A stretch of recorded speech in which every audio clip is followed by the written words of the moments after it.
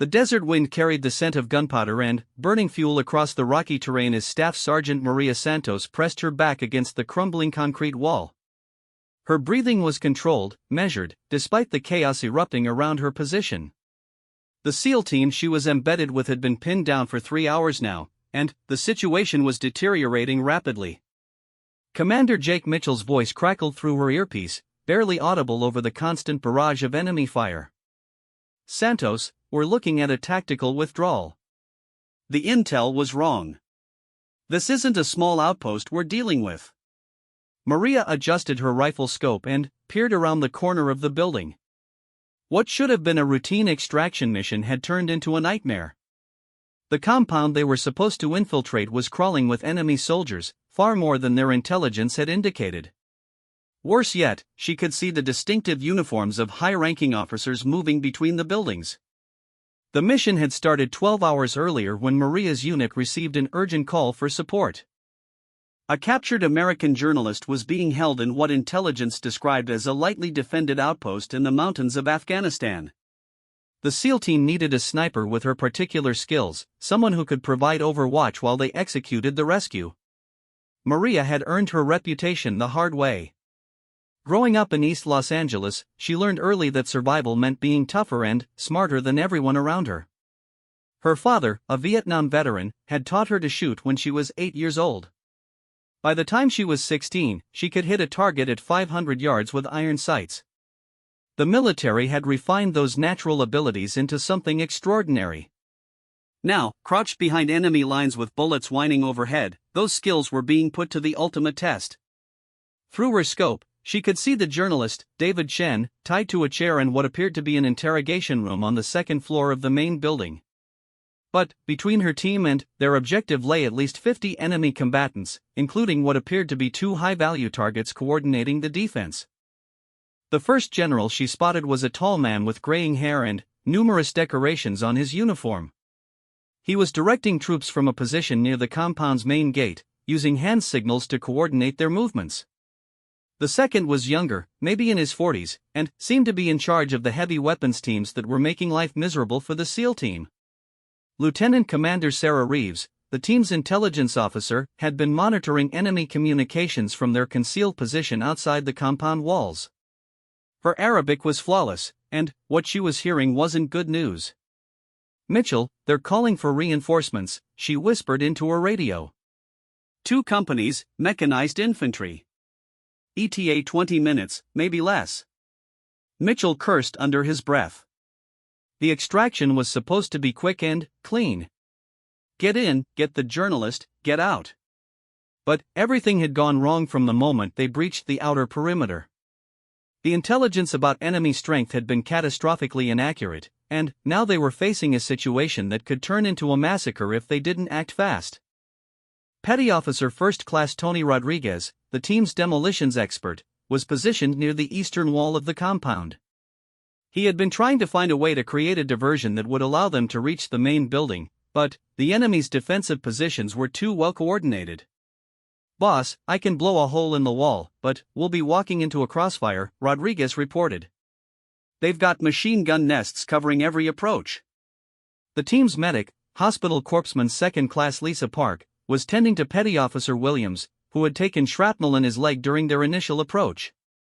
The wound wasn't life-threatening, but it would slow them down significantly if they had to move fast. Maria studied the enemy positions through her scope, her mind automatically calculating distances, wind speed, and firing angles. The 2 generals were the key to the entire defense. She could see how the enemy soldiers looked to them for direction, how their movements became disorganized whenever the officers moved out of sight. The older general was approximately 800 yards from her position, well within her effective range. The younger one was closer, maybe 600 yards, but his position offered better cover. Both shots would be challenging, but not impossible. The real problem was that taking them out would immediately reveal her position to every enemy soldier in the compound. "Mitchell, I've got eyes on 2 high-value targets," she reported quietly. "Both appear to be general officers, and they're running the show down there." "Negative, Santos. We're pulling back. The risk is too high."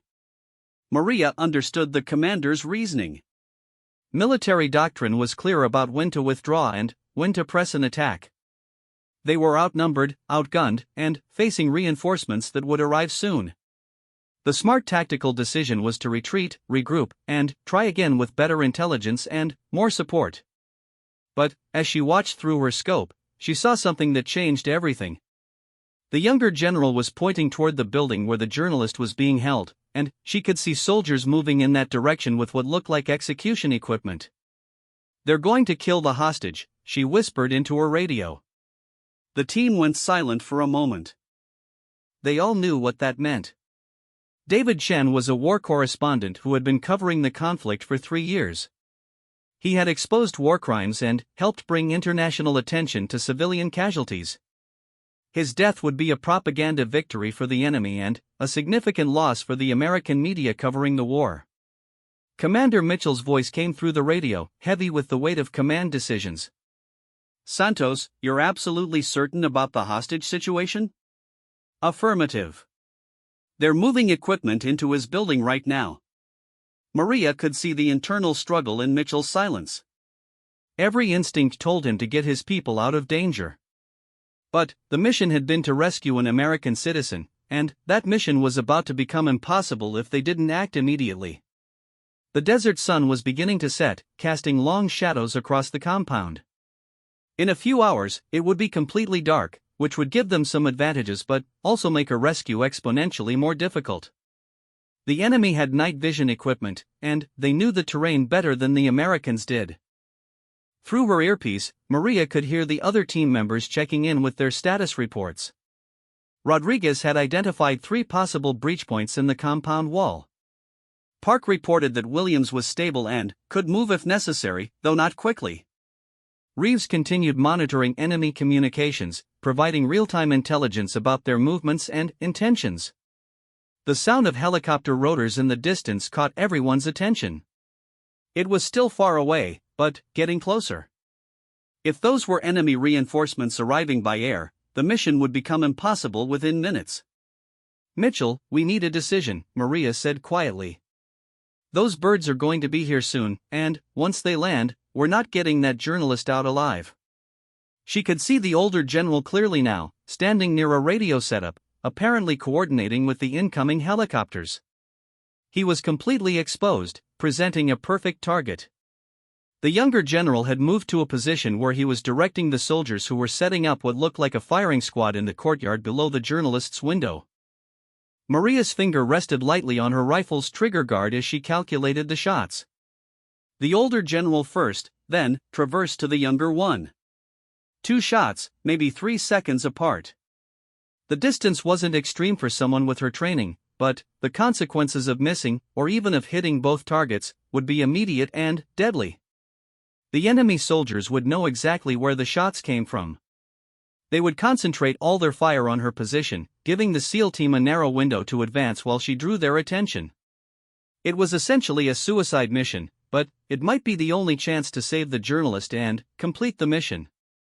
"Santos, I need you to understand something." Mitchell's voice was quiet but firm.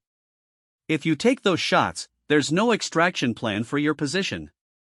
"We'll do everything we can, but the odds are not good." Maria closed her eyes for a moment, thinking about her family back home in Los Angeles. Her mother would be getting ready for work at the hospital where she was a nurse.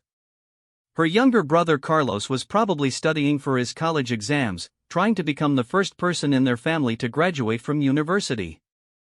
They would understand why she made this choice, even if they might never forgive her for making it. When she opened her eyes, the older general was still in her crosshairs. The wind had died down, which would make the shot more predictable. The light was fading, but still good enough for accurate shooting. In her earpiece, she could hear the helicopters getting closer. "Mitchell, if I don't take this shot, that journalist dies in the next 10 minutes, and your team gets overrun when those helicopters land," she said. "But if I do take it, you'll have maybe 5 minutes to get to the building and extract him while they're focused on my position." The silence on the radio stretched for what felt like an eternity but was probably only 30 seconds.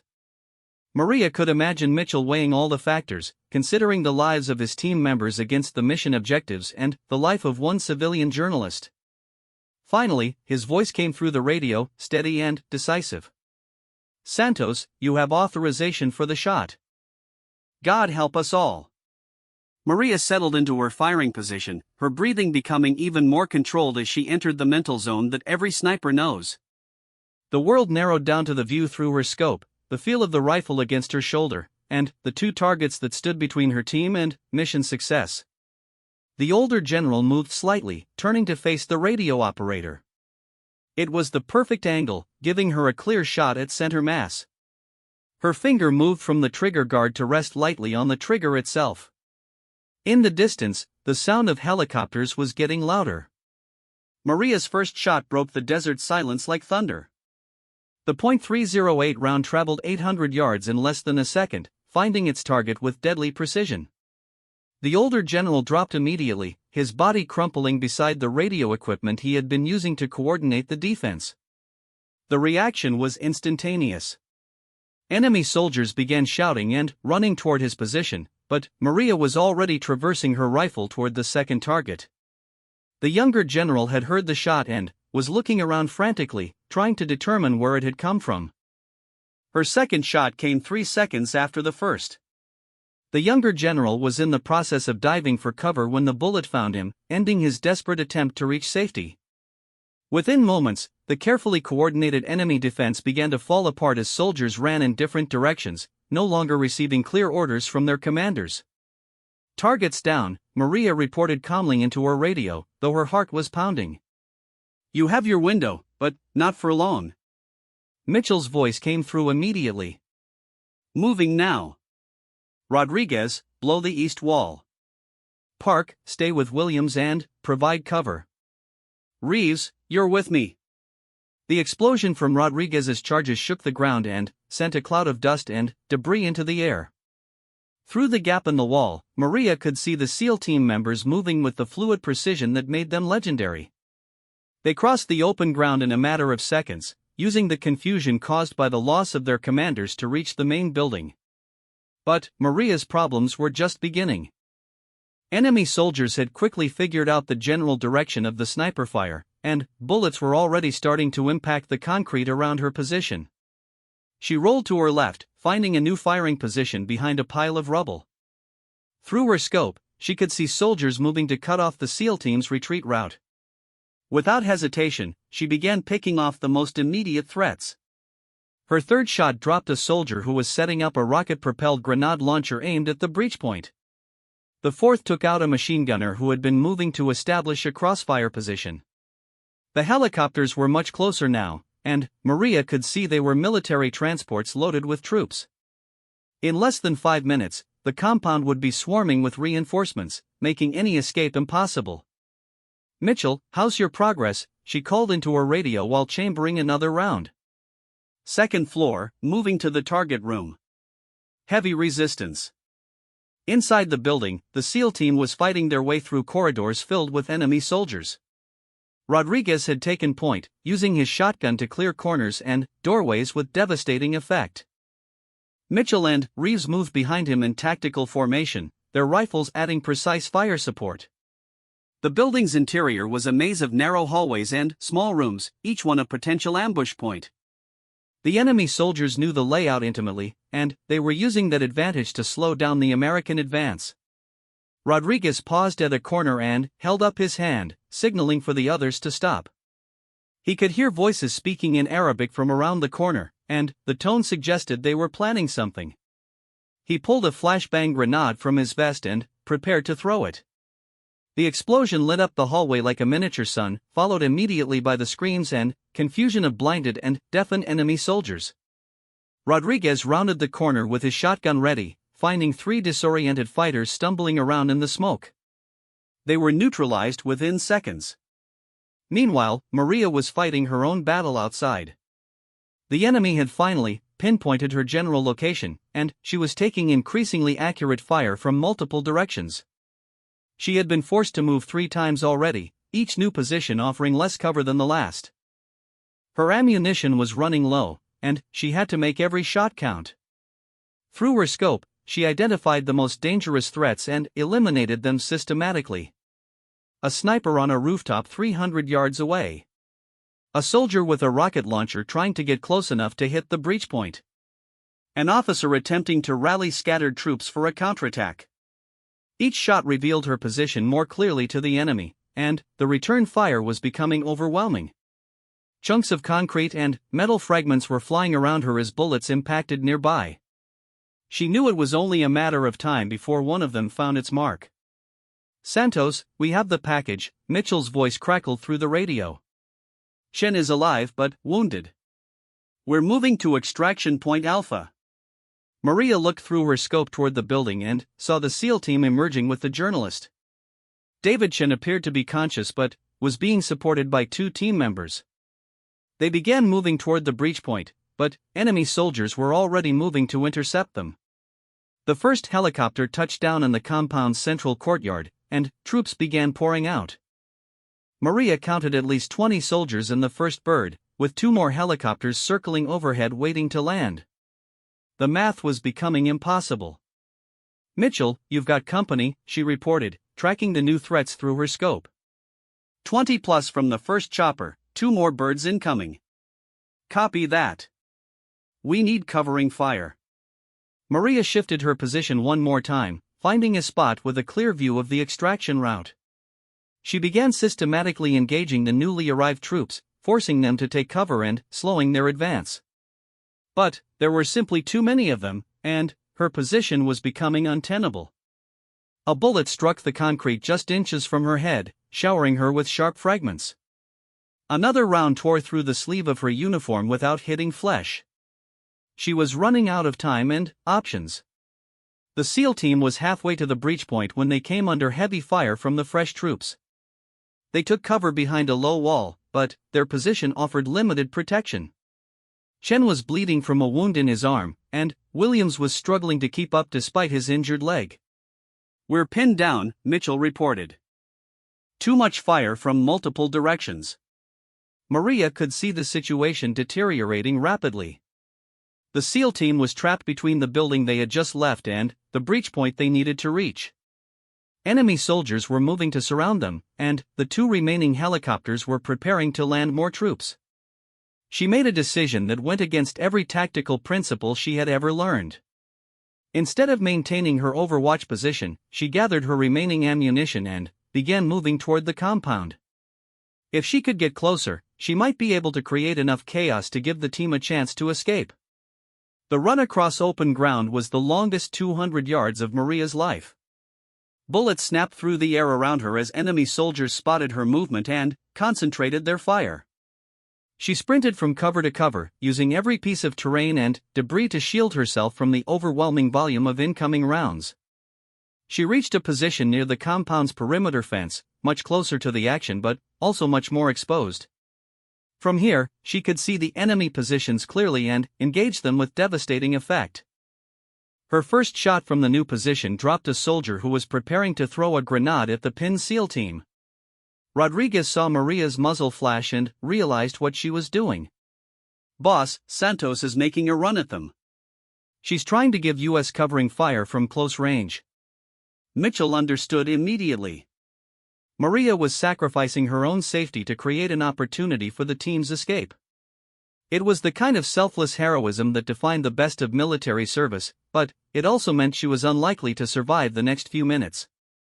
"All elements, prepare to move on my signal," Mitchell commanded. "Santos is buying us time." Maria's rifle was getting hot from the rapid rate of fire, but she continued engaging targets as fast as she could acquire them. She dropped a machine gun team that was setting up to rake the SEAL team's position. She eliminated 2 soldiers who were attempting to flank around the low wall where the team was taking cover.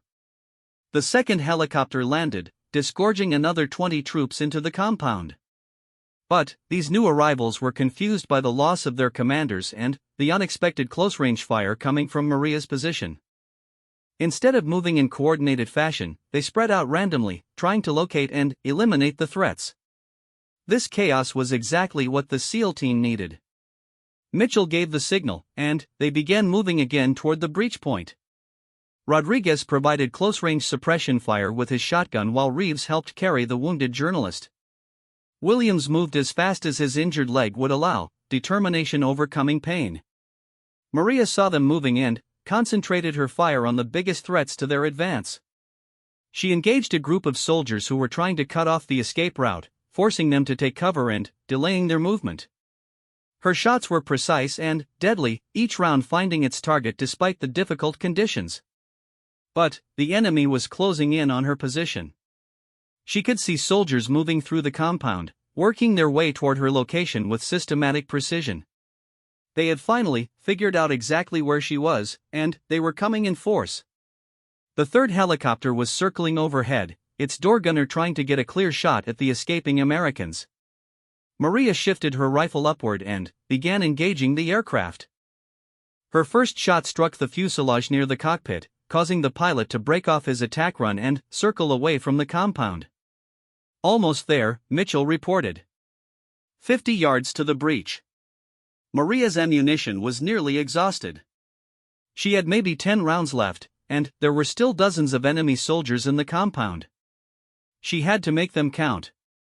A group of 5 soldiers had worked their way to within 100 yards of her position and were preparing to assault her defensive position. Maria engaged them rapidly, dropping 3 before the remaining 2 could find adequate cover.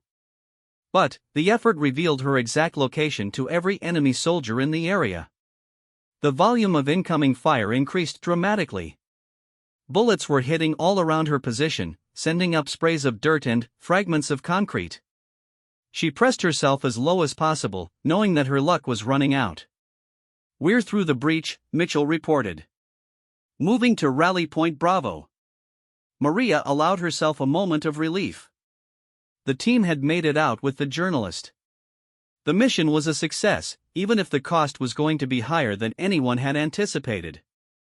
She had 3 rounds left in her rifle and no way to reload safely. The enemy soldiers were getting closer, and she could hear them calling to each other as they coordinated their final assault on her position. Through her scope, she could see the SEAL team disappearing into the desert terrain beyond the compound walls. They were moving as fast as they could toward the predetermined extraction point where helicopter support would be waiting. If they could reach it, they would all go home alive. Maria chambered her last round and settled in to make her final stand. Maria's final 3 rounds each found their mark with lethal precision. The first dropped a soldier who was attempting to flank her position from the north side of the compound. The second eliminated a fighter who had gained an elevated position that would have allowed him to fire down on her defensive position. The third round stopped an enemy soldier who was carrying what appeared to be a satchel charge, likely intended to blast her out of her improvised bunker. With her rifle now empty and no ammunition remaining, Maria drew her sidearm and prepared for the final assault. The 9mm pistol held 15 rounds, but at the distances she was dealing with, it would be far less effective than her rifle. She could hear enemy soldiers moving closer, their voices calling out coordinates and tactical instructions in Arabic. The sound of helicopter rotors was growing louder, but these weren't the enemy reinforcements that had been plaguing them throughout the engagement. Maria recognized the distinctive sound of American Black Hawks approaching from the northwest. The cavalry was coming, but the question was whether they would arrive in time. Lieutenant Colonel James Harrison was commanding the rescue operation from the lead helicopter. He had been monitoring the SEAL team's radio traffic throughout the mission and understood the desperate situation on the ground. When Mitchell's team had called for emergency extraction, Harrison had immediately launched with a full squadron of attack helicopters and a company of Rangers. "Santos, this is Rescue 1, Harrison's voice crackled through Maria's radio. "We have your position marked and are inbound. Hold your ground for 2 more minutes." 2 minutes might as well have been 2 hours given Maria's current situation. She could see at least 15 enemy soldiers moving toward her position from different angles, and more were probably approaching from directions she couldn't observe. Her defensive position was strong, but it wasn't designed to withstand a concentrated assault from multiple directions. The first enemy soldier appeared around the corner of a ruined wall about 50 yards from her position. Maria engaged him with her pistol, but the range was at the extreme limit of effective pistol fire. Her first shot missed, alerting the soldier to her exact position. She fired again, this time connecting, but the engagement had revealed her location to the other approaching fighters. Mitchell's team had reached the rally point and was setting up a defensive perimeter while they waited for extraction. Rodriguez was treating Williams' leg wound with supplies from Park's medical kit, while Reeves maintained radio contact with the incoming rescue helicopters. David Chen, the rescued journalist, was conscious but weak from his ordeal. He had been held captive for 6 days and showed signs of physical abuse, but his injuries weren't life-threatening. More importantly, he was carrying a memory card containing footage and documents that exposed significant enemy war crimes, making his rescue even more critical to the overall war effort. "Mitchell, this is Harrison," the rescue commander's voice came through the radio. "We have your position marked. Extraction birds will be on site in 90 seconds. But we need to talk about Santos." Mitchell understood the implication immediately. They could extract his team easily enough, but Maria was trapped in an enemy compound that was crawling with hostile forces. A rescue attempt would be extremely dangerous and might not succeed. "Sir, Santos made this mission possible," Mitchell replied. "Without her actions, we would have lost the package and probably taken casualties." "We don't leave our people behind." "Understood, Commander. We're going to try, but you need to know the odds aren't good." Maria could hear the rescue helicopters approaching, but she was too busy fighting for her life to feel much optimism. Enemy soldiers were now attacking her position from 3 different directions, and she was running low on pistol ammunition. She had managed to eliminate 2 more attackers, but several others had gotten close enough to throw grenades at her position. The explosions were deafening and sent shockwaves through the concrete structure she was using for cover. Debris and dust filled the air, making it difficult to see and breathe. Maria's ears were ringing, and she could feel blood trickling down her face from small cuts caused by flying fragments. Through the dust and smoke, she saw a figure approaching her position with an automatic rifle. She fired her remaining pistol rounds, hitting the attacker twice in the chest. He fell backward, but his rifle clattered to the ground just 20 feet from her position. Without hesitation, Maria sprinted from her cover toward the fallen enemy soldier's weapon. Bullets whined around her as other fighters spotted her movement and concentrated their fire. She dove behind a pile of rubble just as a burst of automatic fire chewed up the ground where she had been running. The enemy rifle was an AK-47 with nearly a full magazine. Maria checked the weapon quickly and found it was in good working condition.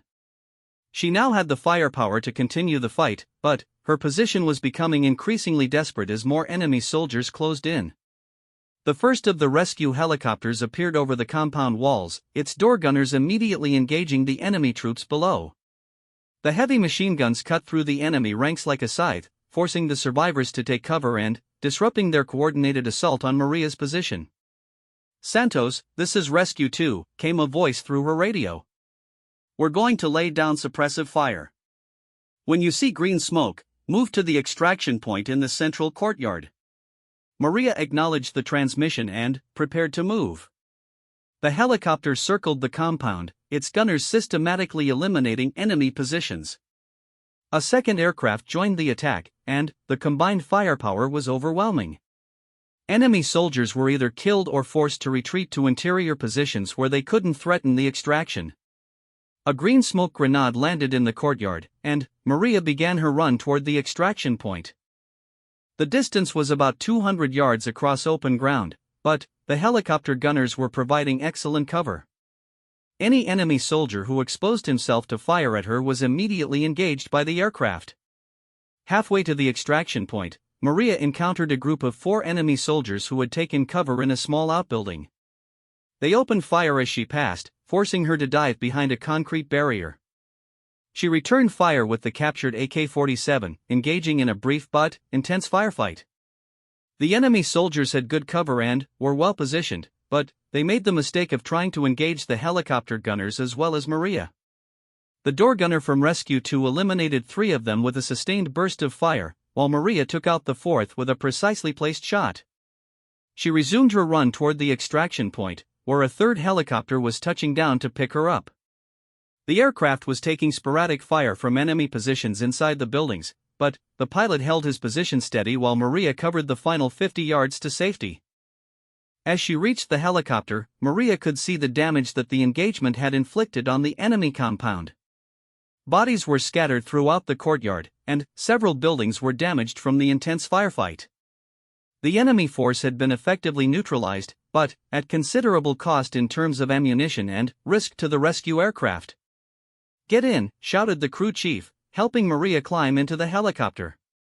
As soon as she was aboard, the pilot pulled pitch and began climbing away from the compound. Behind them, the remaining enemy soldiers emerged from their hiding places to fire ineffectively at the departing aircraft. During the flight back to base, Maria received medical attention for her cuts and bruises. The helicopter's medic cleaned and bandaged her wounds while she gave a preliminary debrief to the mission commander. The adrenaline was beginning to wear off, and she was starting to feel the full impact of what she had just experienced. Lieutenant Colonel Harrison sat beside her during the flight, taking notes as she described the enemy positions and the tactical situation that had developed during the engagement. Her observations would be crucial for intelligence analysis and planning future operations in the area. "Sergeant Santos, I want you to know that what you did today was extraordinary," Harrison said. "Your actions saved the lives of your teammates and made the mission possible. But I have to ask why you chose to leave your overwatch position and move closer to the compound." That's not standard sniper doctrine. Maria considered the question carefully before answering. "Sir, the SEAL team was pinned down and taking fire from multiple directions. From my original position, I couldn't provide effective support against all the threats they were facing. Moving closer was risky, but it was the only way to create the chaos necessary for them to reach the extraction point." Harrison nodded thoughtfully.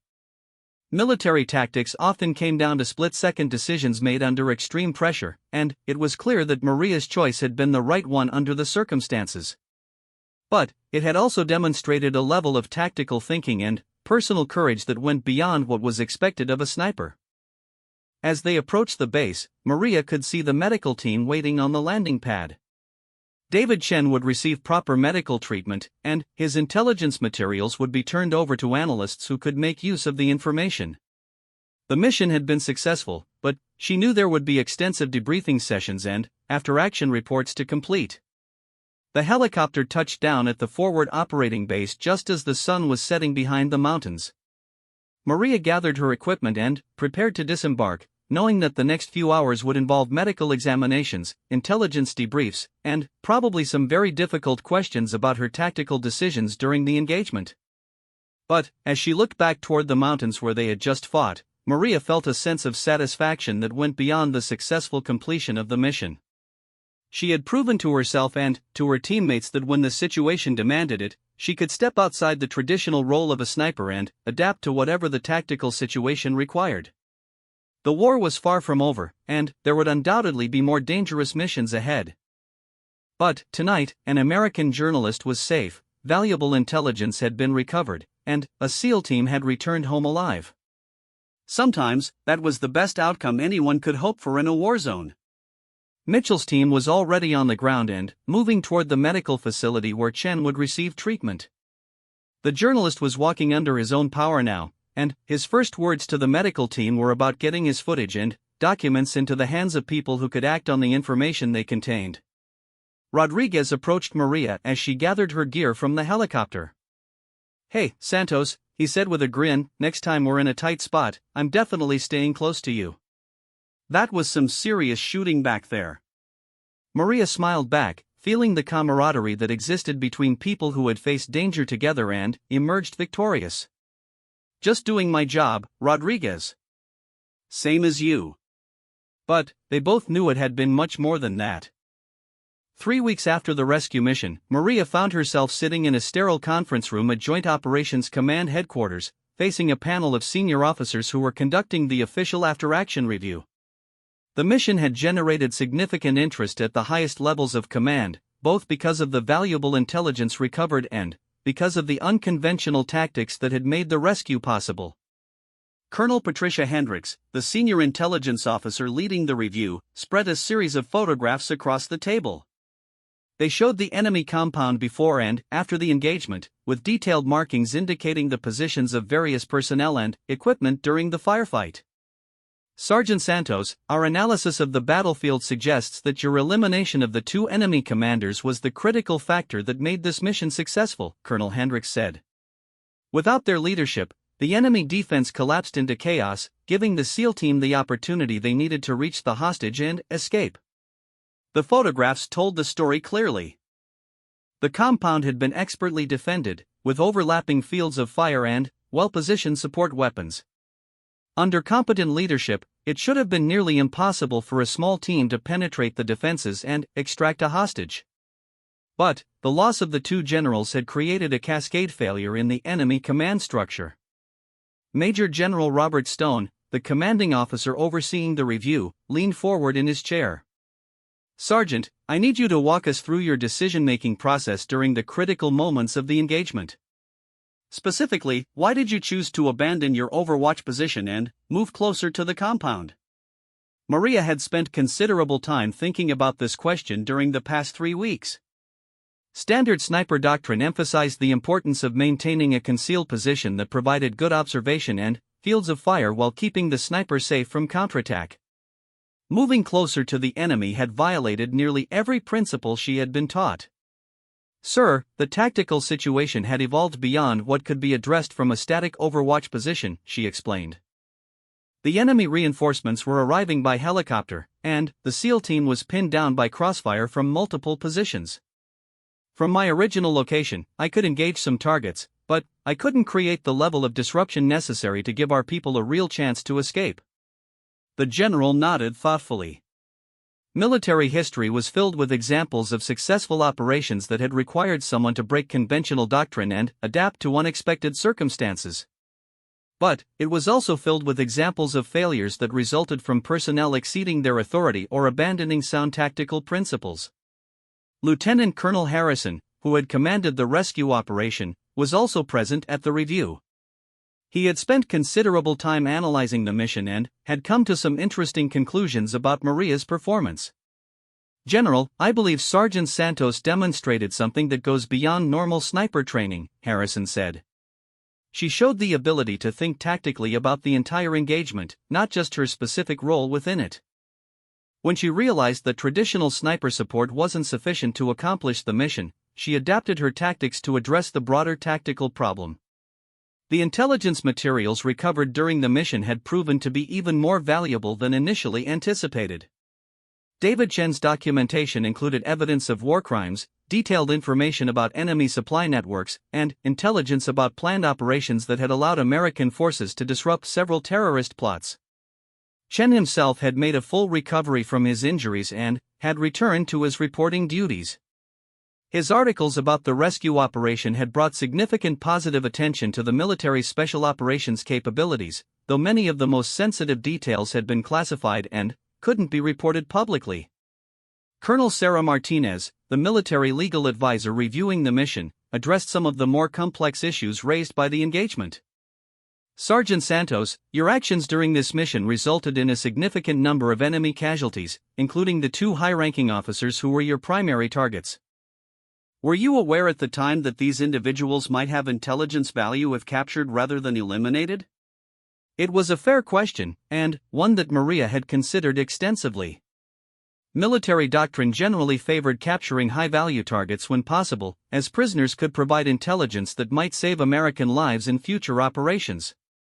But the tactical situation hadn't allowed for the luxury of attempting a capture operation. "Ma'am, the tactical situation required immediate action to prevent the execution of the American hostage and to give the SEAL team a chance to complete their extraction," Maria replied.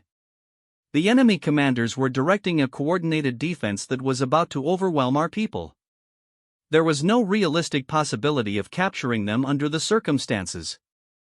General Stone reviewed his notes before continuing with the questioning. "Sergeant, I want to discuss the broader implications of your actions during this mission.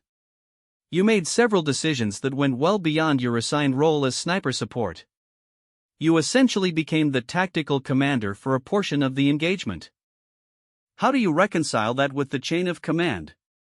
It was the most difficult question of the review, touching on fundamental principles of military organization and discipline. Maria understood that her actions could be interpreted as exceeding her authority, even though they had been successful. Sir, I maintained radio contact with Commander Mitchell throughout the engagement and received his authorization for the initial shots that eliminated the enemy commanders, she said carefully. My subsequent actions were taken in support of the SEAL Team's mission and in accordance with my understanding of the commander's intent. I never believed I was operating outside the chain of command.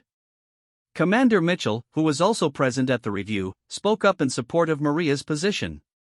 General, I want to emphasize that Sergeant Santos kept me informed of her tactical decisions throughout the engagement. When she moved from her overwatch position, she was responding to my assessment that we needed more aggressive action to complete the mission successfully.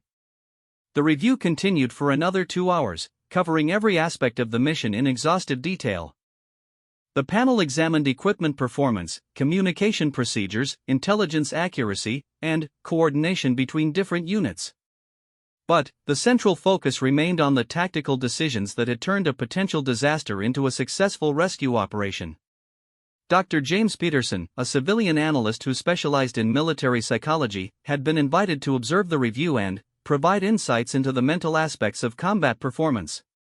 He was particularly interested in how individuals responded to extreme stress and made life-or-death decisions under pressure. Sergeant Santos, you were essentially alone for the final portion of the engagement, facing overwhelming enemy forces with limited ammunition and no support, Dr. Peterson said. What sustained you mentally during those critical minutes? Maria considered the question carefully. The psychological aspects of combat were something that military personnel rarely discussed openly, but they were crucial to understanding how people performed under extreme conditions. Sir, I focused on the mission objectives and the welfare of my teammates, she replied. I knew that if I could buy them enough time to reach the extraction point, the mission would be successful regardless of what happened to me personally. That gave me a clear purpose that overrode any fear or doubt I might have felt. The review concluded with General Stone's assessment of the mission and its implications for future operations. Ladies and gentlemen, this engagement demonstrates both the value of well-trained personnel and the importance of tactical flexibility in special operations. Sergeant Santos showed exceptional courage and tactical judgment under extreme pressure. He turned to address Maria directly. Sergeant, your actions during this mission were extraordinary by any measure. You eliminated 2 high-value enemy targets, disrupted a well-coordinated defense, and created the conditions necessary for a successful rescue operation. You did this while operating alone under intense enemy fire and with limited ammunition. The general paused to review his notes before continuing.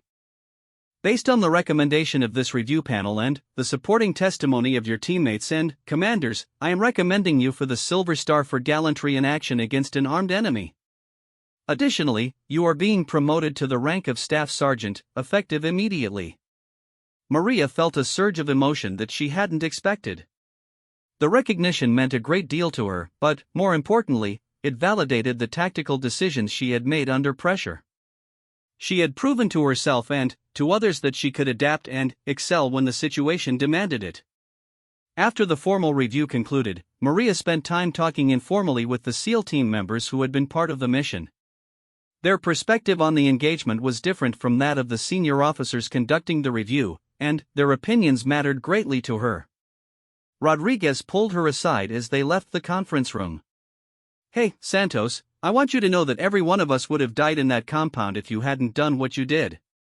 When they were closing in on us and we had no way out, you gave us hope. That's something I'll never forget. Commander Mitchell approached her as well. Staff Sergeant Santos, I've been in special operations for 15 years, and I've worked with some exceptional people. What you did during that mission ranks among the finest examples of tactical thinking and personal courage I've ever witnessed. Anytime you want to cross-train with SEAL teams, you'll have my recommendation. The offer was both flattering and tempting. Cross-training with special operations units would provide opportunities for more challenging and important missions. But Maria knew that her primary value lay in her specialized skills as a sniper, and she wanted to continue developing those capabilities. David Chen had requested permission to interview Maria about the rescue mission, though many details would have to remain classified. When they met at the base public affairs office, he was clearly still affected by his ordeal but was eager to tell the story of the people who had saved his life. "Sergeant Santos, I want the American people to know that there are people like you serving in their military," Chen said. "People who will risk everything to save a fellow American, even someone they've never met. That means something important in this world." Maria deflected the praise, as she always did. "Mr. Chen, I was just part of a team that accomplished an important mission. Everyone involved deserves credit for the success." But Chen wasn't willing to let her minimize her role.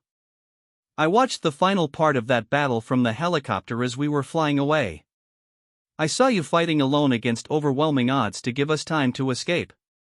That wasn't just doing your job, that was heroism in its purest form." 3 months later, Maria stood on a parade ground at Fort Bragg as General Stone presented her with the Silver Star in front of her family and fellow soldiers. Her mother had flown in from Los Angeles, tears streaming down her face as she watched her daughter receive one of the military's highest honors for combat heroism. Her brother Carlos, now in his final semester of college, wore his dress uniform from the ROTC program he had joined after hearing about Maria's mission. He would be commissioning as a second lieutenant in 6 months, inspired by his sister's example of service and sacrifice. Commander Mitchell and the members of his SEAL team were present for the ceremony, having specifically requested permission to attend. They understood better than anyone what Maria's actions had meant and wanted to honor her achievement.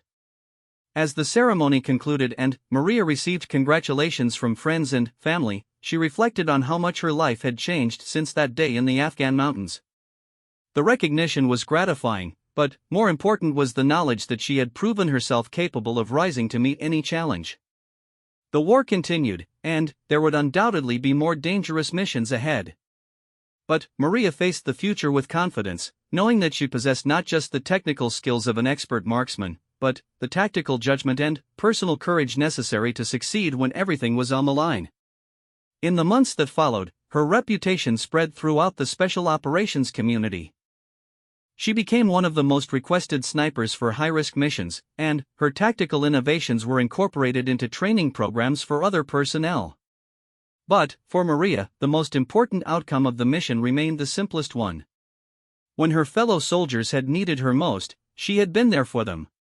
In a profession where trust and reliability meant the difference between life and death, there was no higher accomplishment.